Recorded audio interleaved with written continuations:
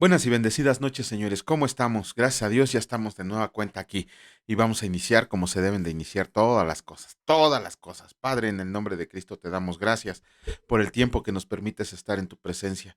Gracias por el día de hoy, Señor, por las bendiciones recibidas, pero sobre todo, gracias por tu hermosa palabra que nos dejaste como manual de vida. Te pedimos, Señor, que hoy penetre en nuestro corazón, nuestro espíritu esté en comunión con el tuyo y que hoy, Señor, se haga tu voluntad como siempre. En el nombre de Cristo Jesús. Amén. Buenas noches nuevamente. Ya estamos aquí preparados para empezar con la lectura del día de hoy.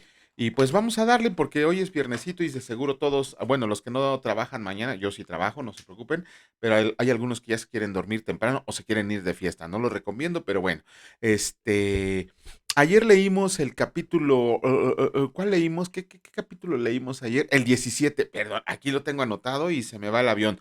Bueno, ¿qué vimos en el capítulo 17? Vimos que empezó a reinar el rey Josafat, otro de los buenos reyes de Israel, de hecho uno de los muy buenos reyes de Israel que estuvo, perdón, de Judá, que estuvo al frente de Judá. Josafat era hijo de Asa, el rey que había hecho bien todo al principio y al final como que ya no quiso seguir depositando su confianza en el Señor. Pero Josafat también inicia muy bien. ¿Por qué? Porque él engrandeció a Judá, construyó muchas ciudades, hizo muy buenas cosas. Ajá. ¿Y cuál era su secreto? La palabra dice que fue que siguió a Dios como David lo había hecho.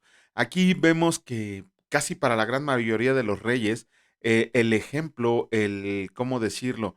El estándar de lo que debían alcanzar, de la medida que debían alcanzar en ese momento los reyes, era David, porque había sido un rey conforme al corazón de Dios, un hombre conforme al corazón de Dios. Ese era el estándar que tenían que alcanzar. Bueno, el buen Josafat su secreto pues fue confiar en el Señor, seguir al Señor, ¿no? Como David lo había hecho. Y gracias a eso, Josafat, él hizo de la prioridad de su vida la palabra del Señor, como todos nosotros debemos hacerla, que la palabra del Señor sea prioridad en nuestras vidas. Tan es así, tanto celo que tenía Josafat por el Señor, que no solamente mandó quitar a lugares altos, idolatría y todo esto, sino que comisionó a un grupo de sacerdotes y levitas para que viajaran por el territorio de Judá y educaran a los habitantes en la palabra del Señor, ¿no? Eso era lo que quería Josafat, lo que queremos ahora ¿cómo se llama? Los que leemos la palabra, los que compartimos la palabra, ¿no? Que todos se alineen con el Señor. Ese es el anhelo de nuestro corazón. Yo les decía a los muchachos a los que les daba clases, clases para recuperación de adicciones por medio de la palabra del Señor, que si el Señor me diera el poder de que con una varita convirtiera a la gente, que se convirtieran a la gente con Jesucristo, yo andaría de casa en casa tocando a toda la gente, ¿no? Pero no es así. Lo vamos a ver ahora en el comentario, Juan. Este, bueno, Asa también, la palabra del Señor menciona por ahí en los últimos versículos, cuando Roboam estaba reinando, cuando Roboam recibió el reino por parte de Salomón y que se separó de Israel, a Roboam solamente le tenía como 180,000 soldados aproximadamente, pero Josafat logró reunir un ejército de 1,100,000 soldados, poco más de 1,100,000 soldados, ¿no? Imagínense cómo el Señor engrandece a aquellos que deciden seguirlo. Este, también, y eso sin contar las ciudades fortificadas. Aquí tenemos que ver una cosa, por ahí he estado, bueno, al final les voy a hacer un comentario o mañana acerca de que tengamos cuidado por ahí con unas falsas doctrinas que están surgiendo. Sí se las quiero hacer allá en el Apocalipsis, creo que es el momento apropiado. Y solamente tenemos que ver, ¿cómo se llama? Que Josafat fue engrandecido por el Señor. Estaba oyendo a una mujer mentirosa que decía que la palabra de Dios no quiere a los ricos, ¿no? Que la palabra de Dios desprecia a los ricos, que quiere a todos los cristianos pobres. Eso es una total mentira, ¿no? Porque seguramente tampoco ha leído la palabra de Dios, porque vemos que Jesucristo tenía amigos muy poderosos, tenía a José de Arimatea, tenía a Nicodemo, tenía un centurión como rey, tenía al hijo de un noble, tenía varios a varios sacerdotes del Sanedrín de su lado, y ellos no eran nada pobres, créanme, no eran nada pobres. Pero bueno, ese será tema de otra ocasión. Y pues vamos a comentar con la lectura después de este pequeño comentario. En esta ocasión nos toca el capítulo 18 del libro segundo de Crónicas y escrito está: Micaías profetiza la derrota de Acab. Tenía pues Josafat riquezas y gloria en abundancia, y contrajo parentesco con Acab. Y después de algunos años descendió a Samaria para visitar a Acab, por lo que Acab mató muchas ovejas y bueyes para él y para la gente que con él venía. Y le persuadió que fuera con él contra Ramot de Galaad. Y dijo Acab, rey de Israel, a Josafat, rey de Judá: ¿Quieres venir conmigo contra Ramot de Galaad? Y él respondió: Yo soy como tú y mi pueblo como tu pueblo. Iremos contigo a la guerra. Además dijo Josafat al rey de Israel: Te ruego que consultes hoy la palabra del Señor. Entonces el rey de Israel reunió a 400 profetas y les preguntó: ¿Iremos a la guerra contra Ramot de Galaad o me estaré quieto? Y ellos dijeron: Sube, porque Dios los entregará en mano del rey. Pero Josafat dijo: ¿Hay aún aquí algún profeta del Señor para que por medio de él preguntemos? Y el rey de Israel respondió a Josafat: Aún hay aquí un hombre por el cual podemos preguntar al Señor, mas yo le aborrezco, porque nunca me profetiza cosa buena, sino siempre mal. Este es Micaías, hijo de Imla. Y respondió Josafat: No hable así el rey. Entonces el rey de Israel llamó a un oficial y le dijo: Haz venir luego a Micaías, hijo de Imla, y rey de Israel, y Josafat, rey de Judá. Estaban sentados cada uno en su trono, vestidos con sus ropas reales, en la plaza junto a la entrada de la puerta de Samaria. Y todos los profetas profetizaban delante de ellos, y Sedequías, hijo de Kenaana, se había hecho cuernos de hierro y decía: Así ha dicho el Señor, con estos acornearás a los sirios hasta destruirlos por completo. De esta manera profetizaban también todos los profetas diciendo: Sube contra Ramot de Galaad y serás prosperado, porque el Señor la entregará en mano del rey. Y el mensajero que había ido a llamar a Micaías le habló diciendo: He aquí las palabras de los profetas, a una voz anuncian al rey cosas buenas. Yo pues te ruego que tu palabra sea como la de uno de ellos, que hables bien. Dijo Micaías: Vive el Señor, que lo que mi Dios me dijera, eso hablaré. Y vino el rey, y el rey le dijo: Micaías, ¿iremos a pelear contra Ramot de Galaad o me estaré quieto? Él respondió: Suban y serán prosperados, pues serán entregados en sus manos. El rey le dijo: ¿Hasta cuántas veces te conjuraré por el nombre del Señor que no me hables sino la verdad? Entonces Micaías dijo: He visto a todo Israel derramado por los montes como ovejas sin pastor, y dijo el Señor: Estos no tienen Señor, vuélvase cada uno en paz a su casa.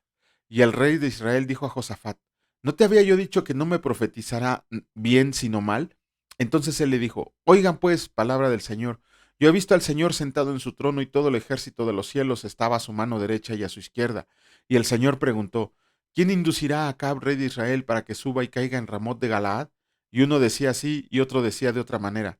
Entonces salió un espíritu que se puso delante del Señor y dijo: Yo le induciré. Y el Señor le dijo: ¿De qué modo? Y él dijo: Saldré y seré espíritu de mentira en la boca de todos sus profetas. Y el Señor dijo: Tú le inducirás y lo lograrás. Anda y hazlo así. Y ahora, he aquí el Señor ha puesto espíritu de mentira en la boca de estos profetas, pues el Señor ha hablado el mal contra ti. Entonces Sedequías, hijo de Kenaana, se le acercó y golpeó a Micaías en la mejilla y dijo: ¿Por qué camino se fue de mí el espíritu del Señor para hablarte a ti? Y Micaías respondió: He aquí tú lo verás aquel día cuando entres de cámara en cámara para esconderte. Entonces el rey de Israel dijo: Tomen a Micaías y llévenlo a Amón, gobernador de la ciudad, y a Joás, hijo del rey, y díganles: El rey ha dicho así: Pongan a éste en la cárcel y susténtenlo con pan de aflicción y agua de angustia hasta que yo vuelva en paz. Y Micaías dijo: Si tú volvieras en paz, el Señor no ha hablado por mí. Dijo además: Oigan pueblos todos. Subieron pues el rey de Israel y Josafat, rey de Judá, a Ramot de Galaad, y dijo el rey de Israel a Josafat: Yo me disfrazaré para entrar en la batalla, pero tú vístete tus ropas reales. Y se disfrazó el rey de Israel y entró en la batalla. Había el rey de Siria mandado a los capitanes de los carros que tenía consigo, diciendo: No peleen con chico ni con grande, sino solo con el rey de Israel. Cuando los capitanes de los carros vieron a Josafat, dijeron: Este es el rey de Israel, y lo rodearon para pelear. Mas Josafat clamó, y el Señor lo ayudó, y los apartó Dios de él, pues viendo los capitanes de los carros que no era el rey de Israel, desistieron de acosarle. Mas disparando uno el arco a la aventura, hirió al rey de Israel entre las junturas y el coselete. Él entonces dijo al cochero: Vuelve las riendas y sácame del campo, porque estoy mal herido. Y arreció la batalla aquel día, por lo que estuvo el rey de Israel en pie en el carro, enfrente de los sirios, hasta la tarde, y murió al ponerse el sol. Híjole, este, esto nos debe de dejar de enseñanza que la palabra del Señor en el Nuevo Testamento dice que tiene Cristo con Belial y que no te unas en yugo desigual. Estamos viendo que Josafat era una persona que estaba pegado a la palabra de Dios y va y hace unión con Acab, el peor rey de todo Israel. Pues estamos viendo ahí que algo se ganó el buen Josafat para que no saliera vivo de esa batalla. Pero bueno, mañana haremos el comentario pertinente. En esta ocasión vamos a comenzar con la lectura del libro de Zacarías capítulo 3. Pero como les había comentado el día de ayer, hay 8 visiones que tuvo Zacarías y en este caso estamos viendo que Zacarías tuvo una visión de un varón con una vara de medir, con una caña de medir. ¿Eso qué significa? Ok, esa visión significa una futura prosperidad, más población y sobre todo que, ¿cómo se llama? Una seguridad de parte de Dios al pueblo de Israel. Ajá, de hecho, si vemos en la lectura con atención, vemos hay una plática entre dos ángeles, que el ángel que le estaba diciendo a Zacarías lo de la caña de medir, llegó otro ángel y le dijo al ángel, dile al joven, no sabemos si se refería al varón de la caña de medir o a Zacarías mismo, que la ciudad de Jerusalén, creo que me picó algo acá atrás, que la ciudad de Jerusalén no iba a necesitar murallas porque el Señor iba a ser su escudo, ¿no? Imagínense, el Señor la iba a defender, pero esa visión no se refería al tiempo en el cual estaba viviendo Zacarías, sino que se refería al reino milenial de Cristo. Esa es una visión del reino milenial de Cristo. Pero bueno, vamos a comenzar con la lectura del capítulo 3 de Zacarías y escrito está, dice así, visión del sumo sacerdote Josué. Me mostró al sumo sacerdote Josué, el cual estaba delante del ángel del Señor, y Satanás estaba a su mano derecha para acusarle. Y dijo el Señor a Satanás, el Señor te reprenda, oh Satanás, Señor que ha escogido a Jerusalén te reprenda. ¿No es este un tizón arrebatado del incendio? Y Josué estaba vestido de vestiduras viles, y estaba delante del ángel. Y habló el ángel y mandó a los que estaban delante de él, diciendo, quítenle esas vestiduras viles. Y a él le dijo, mira que he quitado de ti tu pecado y te he hecho vestir de ropas de gala. Después dijo, pongan mitra limpia sobre su cabeza. Y pusieron una mitra limpia sobre su cabeza y le vistieron las ropas. Y el ángel del Señor estaba en pie. Y el ángel del Señor amonestó a Josué diciendo, así dice el Señor de los ejércitos, si andas por mis caminos y guardas mis ordenanzas, también tú gobernarás mi casa, también guardarás mis atrios, y entre estos que están aquí te daré lugar. Escucha pues ahora, Josué sumo sacerdote, tú y tus amigos que se sientan delante de ti, porque son varones simbólicos. He aquí yo traigo a mi siervo el renuevo, porque he aquí aquella piedra que puse delante de Josué, sobre esta única piedra hay 7 ojos. He aquí yo grabaré su escultura, dice el Señor de los ejércitos, y quitaré el pecado de la tierra en un día. En aquel día, dice el Señor de los ejércitos, cada uno de ustedes convidará a su compañero debajo de su vid y debajo de su higuera. Bueno, ya casi, bueno, tendríamos que, después de todo lo leído, no tendríamos problema en identificar de lo que está hablando Zacarías de esa visión. De todas maneras, mañana, si Dios lo permite y quiere, estaremos haciendo el comentario. Vamos a leer ahora en esta ocasión el capítulo 5. Bueno, hoy nos toca la lectura del capítulo 6 del Evangelio de Juan.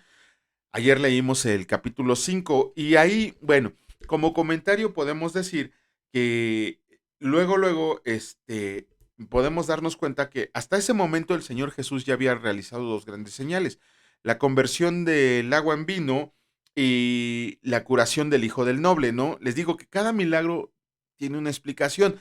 La vamos a dar cuando ya se han reunido los 7 milagros, las 7 señales. Pero en este capítulo tenemos una señal más, la tercera gran señal de que Jesucristo es Dios.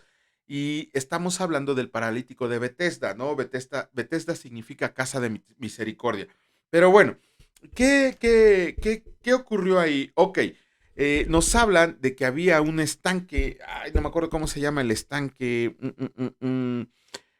¿Cómo se llamaba? ¿Cómo se llamaba? No sé se me olvidó ahorita el nombre del estanque, pero que en ese estanque alrededor estaban muchísimas personas enfermas acostadas alrededor de él. ¿Por qué? Porque dice la palabra del Señor de cuando en cuando descendía un ángel y agitaba el agua y el primero que entrara iba a quedar sano.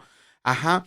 Ese estanque estaba rodeado por cinco pórticos. Cinco pórticos es así como, ¿cómo decirlo? Como, como un zocalito alrededor del estanque. Cinco. De hecho, muchos eruditos bíblicos hacen una interpretación de que el estanque es el pueblo de Israel, y los cinco pórticos es el Pentateuco, la ley de Moisés, ¿no? Lo que es el Génesis, Éxodo, Levítico, Números y Deuteronomio. Y nos está mostrando que ese estanque solamente estaba mostrando la incapacidad de sacar a las personas de sus aflicciones, ¿no? O sea, no podía, de vez en cuando, ni siquiera de vez en cuando podía. Bueno, estamos hablando que del paralítico de Betesda, dice la palabra del Señor, que tenía 38 años enfermo. O sea, inclusive estaba enfermo desde que antes de que Jesucristo naciera. Imagínense nada más, 38 años enfermo. Cuando llega Jesucristo, le hace la gran pregunta. Una pregunta que podemos ver que la hizo dos veces. Una vez se la hizo al ciego, ¿cómo se llama? Bartimeo, y otra vez se la hace a este señor, al paralítico de Betesda, ¿no? Al ciego le dijo, ¿qué quieres que te haga? ¿No? Hasta podría parecer una respuesta grosera. Ahí pueden ver un video que tenemos acerca del ciego Bartimeo. ¿Qué significa esa pregunta? Pero aquí el Señor, perdón, le vuelve a hacer una pregunta al enfermo. 38 años enfermo y llega nuestro Señor Jesucristo y le pregunta directamente, ¿quieres que te salve? Así le dice, ¿no? O sea, perdón, ¿quieres que te sane? Y obviamente, pues yo no sé, después de 38 años enfermo, digo, si nosotros cuando tenemos ahí 3 días enfermo, ya casi estamos deseando que el Señor regrese, ¿no? Y este cuate tenía 38 años enfermo y Jesús le hace una pregunta, ¿no? Le dice, ¿quieres que te sane? Antes de todo esto, eh, el Señor Jesús, nuestro Dios Padre, sabe que tenemos una increíble necesidad de ser salvados, ¿no? Una increíble necesidad de ser sanados, de ser rescatados y de ser salvados. Pero, para que nosotros podamos ser salvos, ser sanados, ser salvos, eh, tenemos primero que nada reconocer que estamos perdidos, ¿no? Digo, todos nosotros debemos de recordar el momento de nuestra conversión para darnos cuenta dónde andábamos. Cuando yo recibí a Cristo, estaba totalmente perdido, ¿no? Pero lo que se dice perdido, yo ya no tenía esperanza, yo ya no tenía esperanza. Debemos reconocer que lo necesitamos, que necesitamos ser sanados, ¿no? ¿Cuántos de nosotros llevábamos una vida enferma, no en el sentido físico o quizás sí, más bien era enferma de pecado, ¿no? Teníamos tantas cosas que nos estaban haciendo daño que necesitábamos a Jesucristo, pero sobre todo la respuesta a esa gran pregunta es que lo aceptáramos como Salvador. Ajá, eso es lo que nos está diciendo Jesucristo cuando nos hace la pregunta, ¿quieres que te sanes? Sí, por supuesto, necesito que me sanes. Estoy perdido, estoy enfermo, estoy confundido. Y lo único que tenemos que hacer es aceptar a Jesucristo como Salvador. Tenemos que darnos cuenta que nuestra salvación no es por nuestra voluntad, no es por nuestra voluntad, sino que Jesucristo nos está buscando. Recuerden lo que leímos en Apocalipsis 3, ¿no? De que aquí estoy a la puerta y llamo. Así está Jesucristo buscándonos. Pero, pero, Dios nunca va a actuar sobre nuestra voluntad, sino que quiere que tengamos nosotros la oportunidad de ejercerla. ¿Por qué? Porque si no, Dios sería un dictador. Sería, ya te elegí, vente, ¿no? No, Él quiere que nosotros contestemos voluntariamente a la necesidad que tenemos de Jesucristo. Ajá, ok, pasamos a lo siguiente. La palabra de Dios no dice que Jesucristo le puso las manos en la cabeza, en los hombros, en la espalda, que oró por él, que le puso las manos en la... No dice absolutamente nada de eso. No, no dice que hizo pases mágicos, o que le dio polvitos, o que lo tocó con una bolita. Nada. La palabra de Dios solamente vemos que Jesucristo dijo, levántate, toma tu camilla y anda. ¿no? Eso fue lo que le dijo el Señor Jesús al paralítico de Betesda. ¿Y qué hizo el paralítico? Se paró y tomó su camilla y caminó. Ajá, su camilla era una estera, ¿no? Eh, Esto nos debe dejar de enseñanza, que cuando nosotros somos salvados, cuando nosotros somos sanados, el Señor Jesús nos levanta de ese cochinero en el que estábamos, ese basurero en el cual habíamos vivido toda nuestra vida. En mi caso, yo había vivido 29 años en la inmundicia, ¿no? Y cuando Jesucristo llega y me pregunta, ¿quieres que te salve? Por supuesto que quiero, necesito que me salves, acepto tu salvación, te acepto como mi Señor, ¿no? Eh, y- pero también el Señor Jesús nos dice, anda, ajá. ¿Qué significa eso de que cuando Jesucristo nos dice, anda? Pues que quiere que caminemos en una vida digna de Él. Eso es lo que tenemos que comprender. La sanación del paralítico, cuando le da la orden, porque es una orden, ni siquiera fue así de, ándale, camina, chiquito. No, fue una orden. Levántate, toma tu camilla y anda. Vemos que una orden de Jesucristo, una orden de Dios, es imposible que alguien se resista a una orden de Dios. Ajá. Pero a su vez, cuando nos manda a andar, es porque quiere que vivamos una vida digna de Él.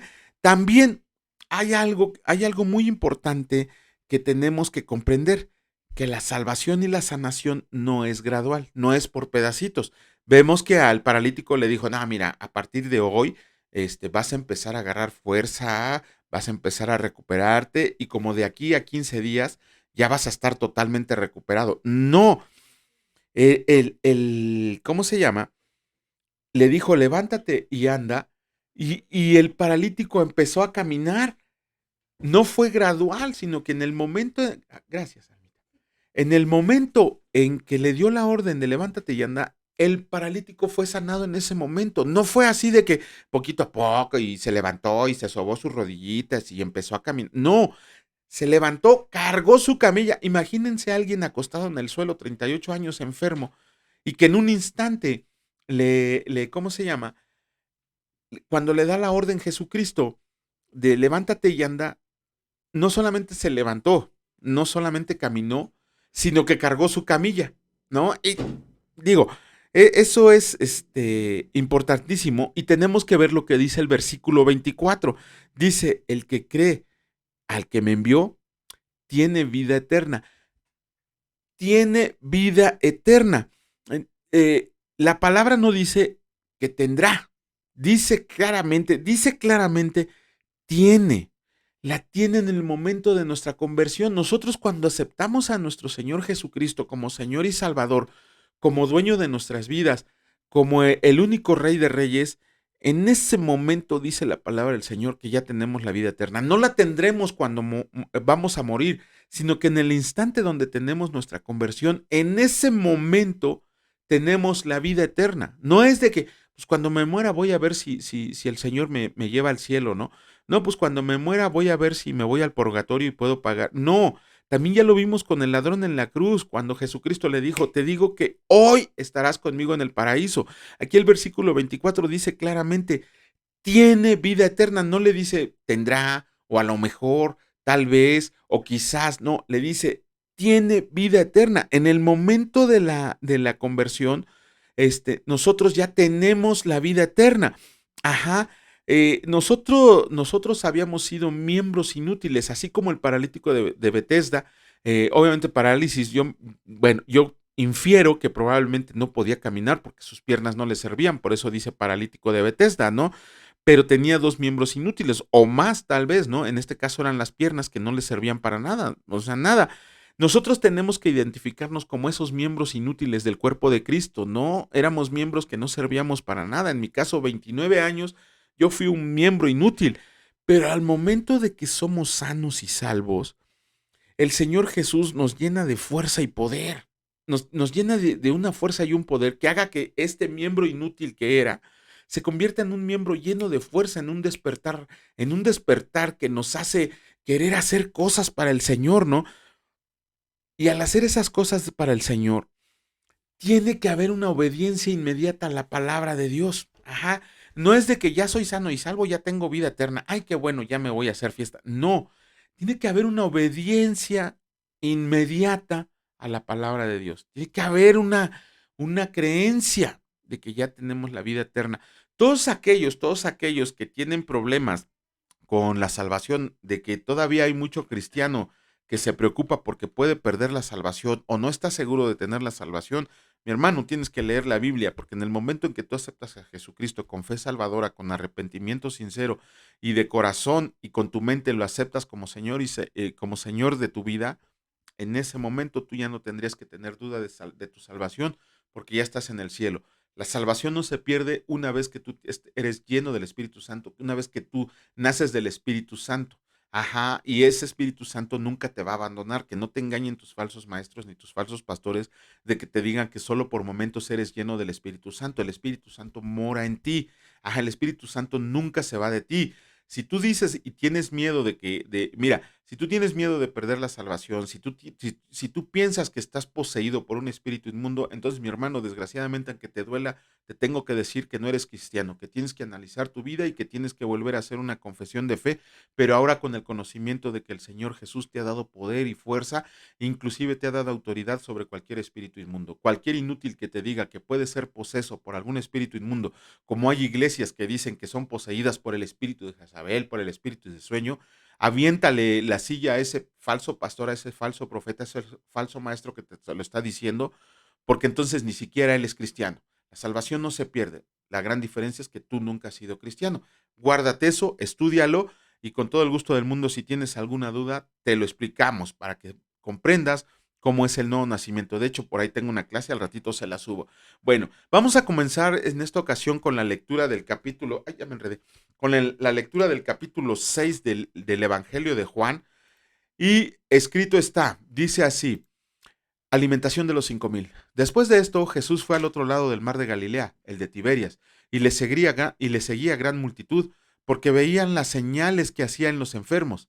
Entonces subió Jesús a un monte y se sentó ahí con sus discípulos, y estaba cerca la Pascua, la fiesta de los judíos. Cuando alzó Jesús los ojos y vio que había venido a él gran multitud, dijo a Felipe, dijo a Felipe, ¿de dónde compraremos pan para que coman estos? Pero esto decía para probarlo, porque él sabía lo que había de hacer. Felipe le respondió: 200 denarios de pan no bastarían para que cada uno de ellos tomara un poco. Uno de sus discípulos, Andrés, hermano de Simón Pedro, le dijo: He aquí un muchacho que tiene 5 panes de cebada y 2 pececillos. Mas, ¿qué es esto para tantos? Entonces Jesús dijo: Hagan recostar a la gente. Y había mucha hierba en aquel lugar y se recostaron como en número de 5,000 varones. Y tomó Jesús aquellos panes y habiendo dado gracias, los repartió entre los discípulos y los discípulos entre los que estaban recostados. Asimismo de los peces cuanto querían. Y cuando se hubieron saciado, dijo a sus discípulos: Recojan los pedazos que sobraron para que no se pierda nada. Recogieron, pues, y llenaron 12 cestas de pedazos que de los 5 panes de cebada sobraron a los que habían comido. Aquellos hombres entonces, viendo la señal que Jesús había hecho, dijeron: Este verdaderamente es el profeta que había de venir al mundo. Pero entendiendo Jesús que iban a venir para apoderarse de él y hacerlo rey, volvió a retirarse al monte él solo. Jesús anda sobre el mar. Al anochecer descendieron sus discípulos al mar, y entrando en una barca, iban cruzando el mar hacia Capernaum. Estaba ya oscuro, y Jesús no había venido a ellos. Y se levantaba el mar con un gran viento que soplaba. Y cuando habían remado como 25 o 30 estadios, vieron a Jesús que andaba sobre el mar, y se acercaba a la barca, y tuvieron miedo. Mas él les dijo: Yo soy, otra vez, no teman. Entonces con gusto lo recibieron en la barca, la cual llegó enseguida a la tierra donde iban. La gente busca a Jesús. El día siguiente, la gente que estaba al otro lado del mar, vio que no había habido ahí más que una sola barca y que Jesús no había entrado en ella con sus discípulos, sino que estos se habían ido solos. Pero otras barcas habían arribado de Tiberias junto al lugar donde habían comido el pan después de haber dado gracias al Señor. Cuando vio pues la gente que Jesús no estaba ahí, ni sus discípulos, entraron en las barcas y se fueron a Capernaum buscando a Jesús. Jesús, el pan de vida.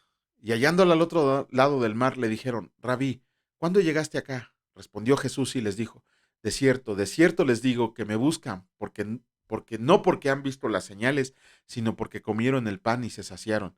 Trabajen, no por la comida que perece, sino por la comida que a vida eterna permanece, la cual el Hijo del Hombre les dará.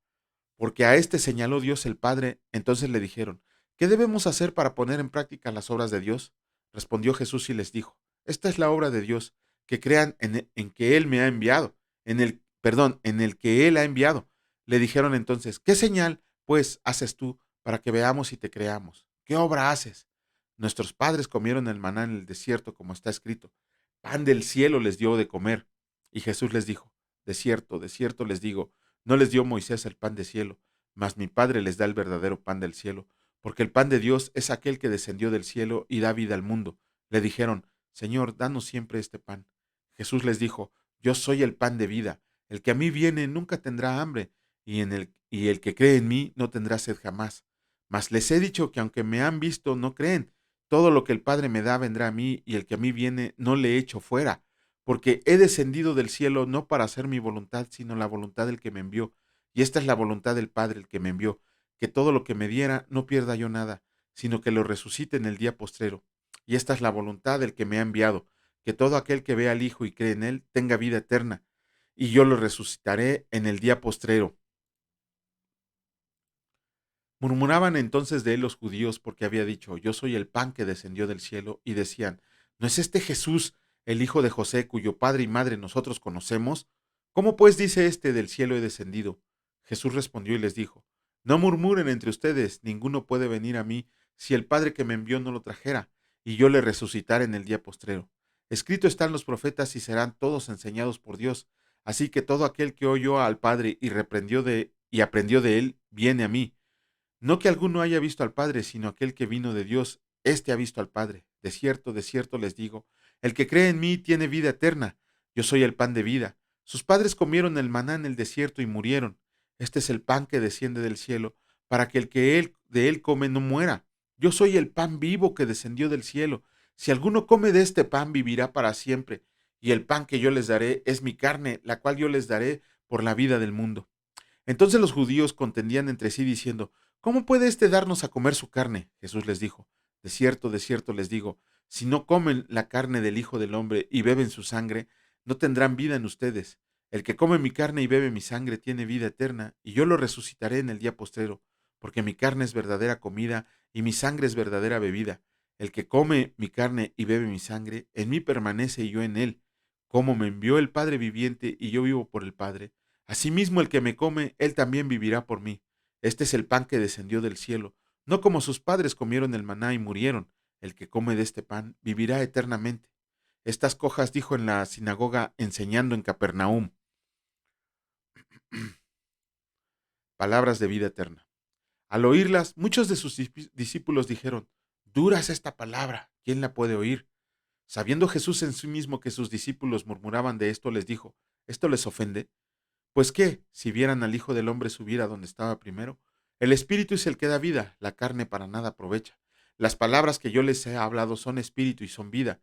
Pero hay algunos de ustedes que no creen, porque Jesús sabía desde el principio quiénes eran los que no creían y quién le había de entregar. Y dijo: por eso les he dicho que ninguno puede venir a mí si no le fuere dado del Padre. Desde entonces muchos de sus discípulos volvieron atrás y ya no andaban con él. Dijo entonces Jesús a los 12: ¿quieren irse ustedes también? Le respondió Simón Pedro: Señor, ¿a quién iremos? Tú tienes palabras de vida eterna, y nosotros hemos creído y conocemos que tú eres el pan, el Cristo, perdón, que tú eres el Cristo, el Hijo del Dios viviente. Jesús les respondió: ¿no los he escogido yo a ustedes los 12 y uno de ustedes es el diablo? Hablaba de Judas Iscariote, hijo de Simón, porque este era el que le iba a entregar y era uno de los 12. Híjole, aquí Jesús dice: yo soy el pan de vida. Ya habíamos visto que dice que Él es la luz. Permítame. Mm, Ahí está caliente. Bueno, también es uno de los, bueno, es uno de los varios 7 gran yo soy. De hecho, ayer creo que le subí el video cuando edité el otro video. En este también se los vuelvo a subir para que vean los 7+1 gran yo soy de Jesucristo, ¿no? Bueno, vamos a comenzar ahora en esta ocasión con la lectura del libro de Apocalipsis. Nos toca el capítulo número 7. Pero bueno, ayer hablamos de los sellos, ¿no? De los sellos acuérdense que había un rollo que nadie podía abrir ni en el cielo, ni en la tierra, ni debajo de la tierra, ni hombre, ni ángel, ni demonio. Nadie, absolutamente nadie podía abrir. y que solamente el Señor Jesucristo, por su sabiduría, por su excelencia personal y por su obra en la cruz, es el único digno de abrir el libro para juzgar a todo el mundo. Ok, cuando fue rompiendo cada uno de esos sellos, los seres vivientes nos fueron dando lo que se veía en cada uno de esos sellos. Cuando se rompe el primer sello, hay un jinete blanco. Una vez que les digo que la vez que di las clases de Apocalipsis, yo les hice la pregunta, a ver, aquí habla de un caballo blanco que dice que sale venciendo y para vencer y que trae un arco, ¿no? Y yo les hice la pregunta, ¿quién creen que es este caballo blanco? El jinete de este caballo blanco. Y el 90% de las personas que estaban escuchando contestaron que era Jesucristo. Ajá. Sin embargo, desgraciadamente por tiempo no vamos a poder analizar cada una de las cosas que nos desmenuza cada sello. Pero este jinete del caballo blanco en realidad es el anticristo. Les decía yo al inicio de la lectura que tengamos mucho cuidado, porque en menos de 2 años, se va a hacer una doctrina, se va a hacer de hecho ya está iniciando, ya inició, pero ya va a ser oficializada, ya va a ser vista con normalidad la doctrina de Satanás, la doctrina del engañador, la doctrina del acusador, la doctrina del opositor, ¿no? Porque he estado viendo mucha gente muy, muy renombrada en universidades, mucha gente estudiosa, he visto muchos artistas, he visto muchos de esos bichos raros que hay en TikTok que están justificando a Satanás. Ajá, que están justificando a Satanás. Estaba viendo que el director más bien me estaba comentando mi esposa que el director del museo donde están resguardados los rollos del Mar Muerto es una persona que dice que Satanás en realidad es un invento del hombre, que Satanás significa el opositor. Por lo tanto, cualquiera que se opone a algo es un Satanás. Les digo, tengan cuidado de lo que escuchan, tengan cuidado de lo que leen, tengan cuidado de a quién siguen, porque esa doctrina de Satanás ya no tarda en surgir. Ya hay iglesias de Satanás, obviamente lo sabemos y siempre ha estado, pero ahora ya se va a ver como algo inclusive que se va a poner a la par de muchas iglesias grandes, ¿no? Porque están justificando a Satanás y esa es una de las señales del anticristo, por eso aquí habla del jinete del caballo blanco. De hecho, por ahí también vi a un tarado TikToker que hacía la pregunta de a cuántas personas mató Satanás directamente en la Biblia y cuántas personas mató Dios en la Biblia. Y él hacía una comparación y que decía que Dios había matado más personas que Satanás. Obviamente es un imbécil que no ha leído nunca la palabra de Dios para poder inclusive poder hacer un comentario de ese tipo, pero saben cuántos seguidores tiene y sabe cuánta gente le ha creído. Da dolor y da rabia, da furia ver cuánta gente apoya las ideas de este loco, ¿no? De la misma manera, profesores, pastores, sacerdotes, o sea, todos están tratando o están intentando justificar a Satanás. Entonces tengan cuidado, esa es una doctrina que ya está a la vuelta de la esquina y es una de las grandes señales para que el anticristo aparezca. El segundo sello, el segundo sello que se rompió, vimos a un jinete de un caballo rojo. Ajá, y a él le fue ordenado quitar la paz de la tierra. A él le fue ordenado, a ver, tú ve y incita a esta nación para que se enfrente a la otra nación. Tú ve y haz que los hombres se peleen entre ellos. A él le fue dado la potestad de quitar la paz de la tierra. Luego vimos que el tercer sello, que el jinete iba montando un caballo negro. Ese caballo negro es el hambre. Ajá, es el hambre. Ustedes saben, bueno, si consulten con personas ya entraditas en años, creo que ya no hay ninguno. Mm, pero yo me acuerdo que tenía una abuelita que cuando era yo niño me platicaba historias de la revolución, ¿no? De cómo ellos comían hierbas del campo por y lo que encontraban, ¿no? O sea, era realmente terrible. Una vez en Toluca conocí a una señora grande, grande la señora, apenas podía caminar y todo. Y en la fiesta, estábamos en una boda y esta señora en una bolsita de plástico andaba recogiendo todos los huesitos que había en los platos, todos los huesitos, el arrocito que sobraba y todo esto. Y me conmovió el corazón y le pregunté al amigo con el que iba, oye, ¿qué esa señora no tiene nadie que vea por ella? ¿O vive sola? ¿O qué le pasa? Con la intención de ayudarla. Pero mi amigo me dijo, no, dice, tiene su casa, tiene sus hijos grandes, no le falta comida. Y le digo, ¿y entonces por qué recoge las sobras de la comida?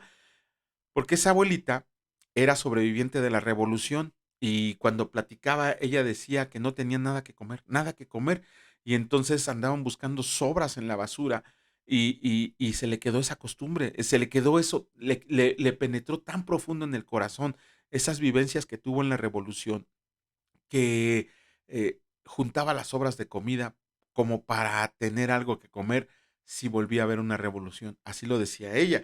Entonces, después de cada guerra, después de cada gran movimiento social, siempre hay hambre, siempre hay hambre. Pregúntenselo a algunos países de Latinoamérica con esos gobiernos que han tenido, cómo están sufriendo. El cuarto sello, se rompió el cuarto sello y salió un caballo verde, un jinete con un caballo medio verde. ¿Qué es ese caballo verde?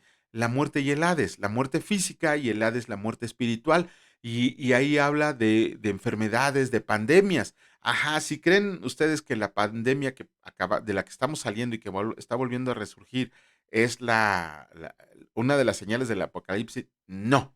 Van a ver ustedes lo que es una verdadera pandemia ahora que sigamos leyendo el apocalipsis. Van a ver ustedes lo que es una verdadera enfermedad y entonces sí, también dicen en el Apocalipsis que todos desearán morir, pero no les será concedido. Ok, estos cuatro jinetes son los famosos cuatro jinetes del Apocalipsis. Los cuatro, es lo que se ha hecho una como doctrina acerca de los cuatro jinetes del Apocalipsis, los cuatro primeros sellos.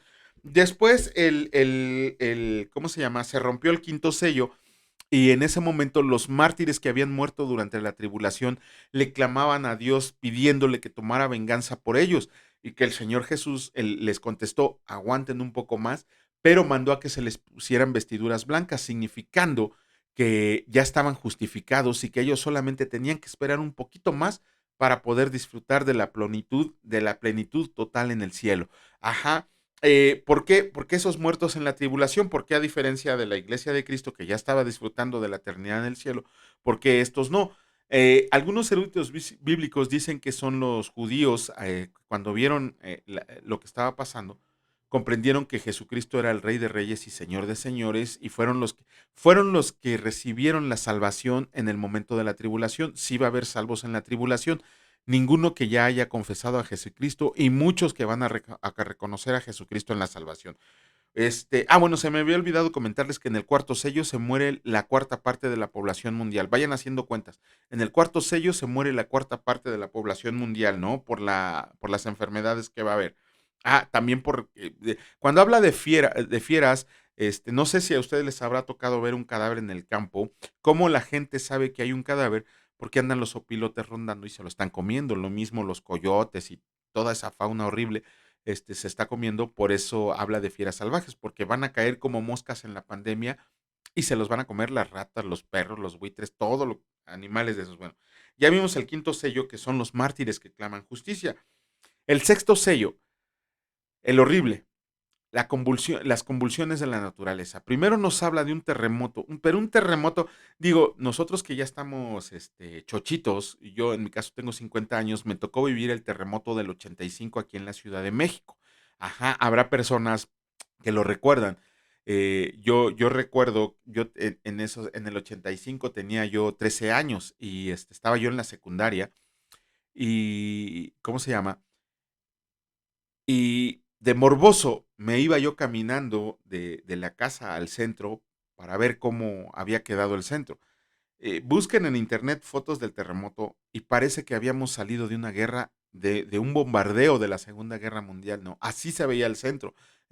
Lo puedo atestiguar con mis propios ojos, ¿no? Imagínense si ese terremoto que fue como de 7.8 grados tiró una ciudad, imagínense el terremoto que señala Apocalipsis, ¿no? De qué intensidad va a ser como para que todos los montes y todas las islas sean movidas de su lugar. Ok, también la palabra dice que los cielos van a ser modificados, o sea, las constelaciones se van a mover, no vamos a ver el mismo cielo, ¿por qué? Porque es una convulsión en la naturaleza. Ahí, mm, miren, ya vamos bien, les quería platicar algo de lo que se llama sisigia, el cambio de polos magnético, pero en otra ocasión, me lo guardo para otra ocasión. Y ¿cómo se llama? Van a pasar tantas cosas en la naturaleza que la gente va a preferir esconderse en cuevas, en montes, pedir que les caigan los montes encima, que enfrentar la ira del Señor. Ok, el séptimo sello se abre hasta el capítulo 8 y ahí lo vamos a ver. Cuando lleguemos al capítulo 8 vamos a ver la apertura del séptimo sello que da entrada a las trompetas. Bueno, vamos a continuar con la lectura del capítulo 7 del libro de Apocalipsis y escrito está: los 144,000 sellados.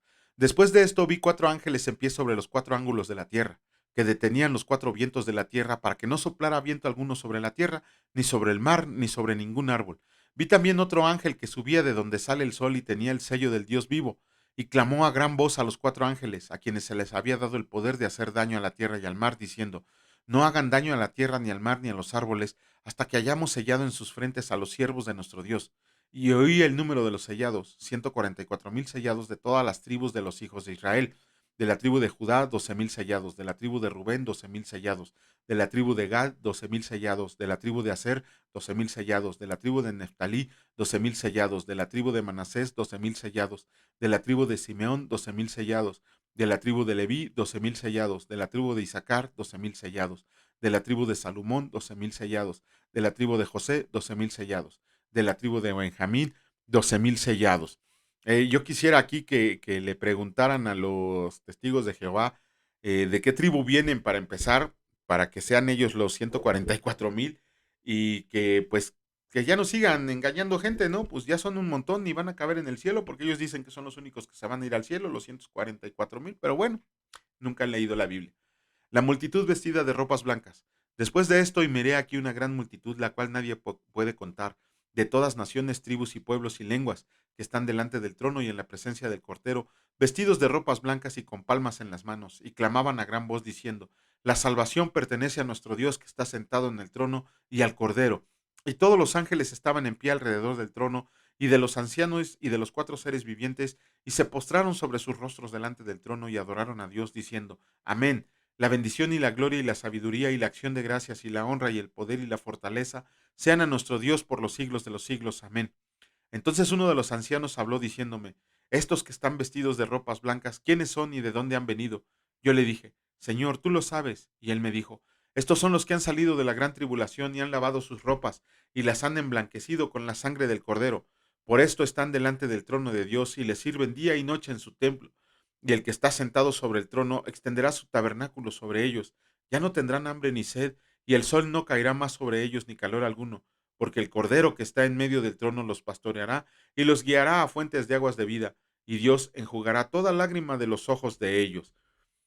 Híjole, bueno, y con esto acabamos la lectura del día de hoy y no nos queda más que darle gracias al Señor. Padre, en el nombre de Cristo te damos gracias por este tiempo, Señor, por estar en medio de nosotros, por permitirnos leer tu palabra. Y te pedimos, Señor, que hoy uno más, Señor, que hoy uno más se acerque a ti, que tú hayas elegido, para que en su corazón sepa que tú eres el único Rey de Reyes y Señor de Señores, que se acerque confiadamente al trono de la gracia para que reciba sus vestiduras blancas, para que sepa que ya está justificado delante de ti por el sacrificio de Cristo y que te acepte con toda su mente, con todo su corazón, con toda su alma, Señor, con todo su espíritu. Asimismo, te agradecemos, Señor, por esta semana que nos has dado, Señor, por el alimento que nos diste, por la fuerza que nos diste para salir a trabajar, para salir a estudiar. Y te pedimos, Señor, que nunca mengue, sino que al contrario nos aumentes la fuerza, pero con el único propósito de darte toda la gloria y la honra que te pertenece para poder llevar tu palabra al lugar en donde nos vamos. Gracias te damos, mi Dios Padre Todopoderoso. Gracias te damos, mi Señor Jesucristo Salvador. Y gracias te damos, Señor Espíritu Santo. Benditos sean por siempre y para siempre. Amén. Que Dios los bendiga, señores, y si Dios lo permite, nos vemos el día de mañana. Cuídense mucho. Hasta luego.